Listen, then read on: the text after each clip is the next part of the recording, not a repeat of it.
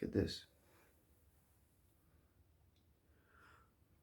Honey, you're not going to believe the day that I...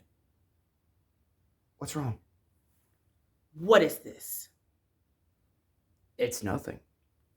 Then why did I find it taped to the top of the toilet? This is a beautiful woman. You know we've been trying to start a family. You know I love you, and you're the only woman for me, right? I'm sorry, babe. I really am.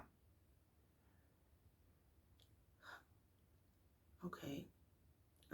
Sorry too for this. I'm glad we talked through it. Anyways, today was crazy. I was having lunch with Marvin when I saw... Who are you talking to? You silly. You said you saw Josh. Now, you know that can't be right. He's gone. I never said anything about Josh. Yeah, you did. You said you saw him come... No, I didn't. How did you know that? And who are you talking to? You're scaring me. Let me go. Answer my question, woman. Now! Get me the fuck out of here! I knew his white ass was gonna go postal one day.